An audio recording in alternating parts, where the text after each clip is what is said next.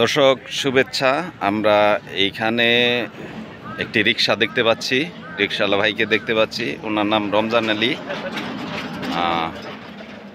রমজান আলী ভাইয়ের যে রিক্সাটা, আমি মূলত ওনার দিকে আমার নজরটা পড়ে হইলো ওনার রিক্সার যে সামনের যে চাকা মোটর সাইকেলের মতো, এই কারণে ওনার দিকে আমার দৃষ্টিটা আকর্ষিত হয়।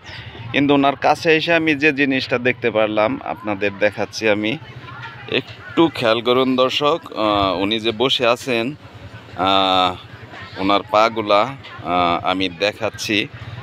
রমজান আলী ভাইয়া একটু হাতটা সরাবেন। দর্শক দেখতে পাচ্ছেন যে হাঁটুর নিচ থেকে ওনার পাগুলা কেটে ফেলতে হয়েছে বিশেষ একটা রোগের কারণে। ওনার হাতেরও অনেক আঙ্গুল আমরা দেখতে পাচ্ছি নাই। এইখানে দুই হাতেই দেখতে পাচ্ছি। দেখি আরেকটু রমজান আলী ভাই, হাতের আঙ্গুলগুলা দেখতে পাচ্ছেন তো? দেখলাম আমরা ওনার পায়ে থেকে। তো কিভাবে এইগুলা হয়েছে রমজান আলী ভাই? আসসালামু আলাইকুম ভাই। ওয়ালাইকুম আসসালাম। আমি প্রথম তাঁতের কাজ করতাম। জি। হঠাৎ করে একদিন ব্যথা করলো, ব্যথা করার পরে জ্বালা পোড়া শুরু হয়ে গেল। অনেক চিকিৎসাপাতি করার পরে ডাক্তার মতে এটা পাইলাম হলো রোগের নাম বার্জার। তো অনেক চিকিৎসা করার পরে শেষ মুহূর্তে ডাক্তারে মতামত দিলে কাটতে হবে। যাই আল্লাহ ভরসা কাটলাম। কাইটা হেরাও আমি মনে করেন যে মানুষের কাছে হাত পাতি নেই। হাত না পাইতে আমি টুলে বৈশা পাওয়ারলুম চালাইতাম। এই যে কাপড় তৈরি হয় না, পাওয়ারলুম মানে যেটা কাপড় তৈরি হয়, কাপড়টা আমি নিজে বানাইতাম। বানাইয়া আমি একদিন নেটে দেখি একটা লোকের পাও আছে কিন্তু অকার্য পাও, সে অটো চালাইতেছে।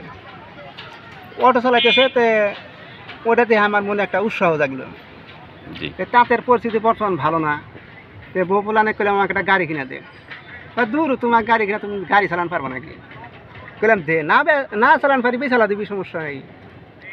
পরে কিনলাম, কিনে আসলে তো মনে করেন যে নিরালা মোড় থেকে ডিস্ট্রিক্ট পর্যন্ত ওই রাস্তাটা ভাঙ্গা আসলে, খালি ঘুরে ওই রাস্তার খেয়ে হইতো।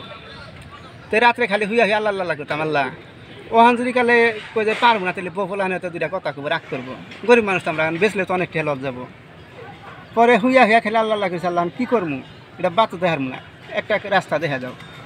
অটোমেটিক আমার মাথায় একটা বুদ্ধি আসলো যে হুন্ডা আলারা তো হালকার মধ্যে ব্রেক ধরে।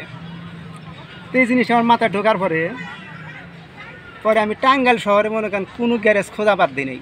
হুন্ডার মাথা শেষ মুহূর্তে আল্লাহ মিলাইল নিয়ে পাত্রাইল।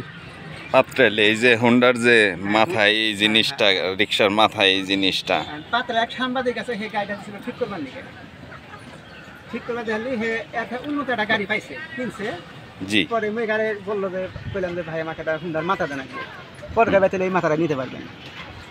আমার এই মাথাটা সর্বমোট 10,000 টাকা খরচ করছে। আর খরচ হলে আলহামদুলিল্লাহ আমি খুশি আছি, সুখী আছি, কারণ হানে মোটামুটি আমি কাজ করতে পারি। আমার হানে মনে করেন দিন 500, 700, 1000 এরম আল্লাহ কামাই দেয়। আমি চাই যে আমার মতো যারা প্রতিবন্ধী আছে বা অসহায় আছে, তারা একটা কিছু করে খায়, মানুষের কাছে হাত পাতা বাদ দিয়ে সেটা জানি একটা নিজের শক্তিতে একটা কিছু করে খাইতে পারে। ধন্যবাদ ভাই রমজান আলী ভাই। আপনার বাসাটা যেন কোথায় বললেন? আমার বাসা ভাই গ্রামের নাম আলোকদিয়া, ইউনিয়ন কাতলি ইউনিয়নে। দর্শকনার বাসা হলো টাঙ্গাইলের পশ্চিমাঞ্চলে, শহর থেকে পশ্চিমাঞ্চলে কাতুলি ইউনিয়নে আলোকদিয়া গ্রামে। তো রমজান ভাই, ওনার প্রতি আমার আবারও স্যালুট। উনি দেখাচ্ছি দুইটা পা নাই, দুইটা হাতেই 2-3টা করে আঙ্গুল নাই, একটা মানুষ কর্ম করে খাচ্ছে। আমি ওনাকে আবারও ধন্যবাদ দিচ্ছি। আর ওনার রিক্সার যে বিষয়টা, উনি রিক্সার মধ্যে সামনে হুন্ডার যে বিষয়টা উনি করছেন, বুদ্ধি এবং চিন্তার দিক থেকে রমজান আলী ভাই অনেক উপরের একজন মানুষ।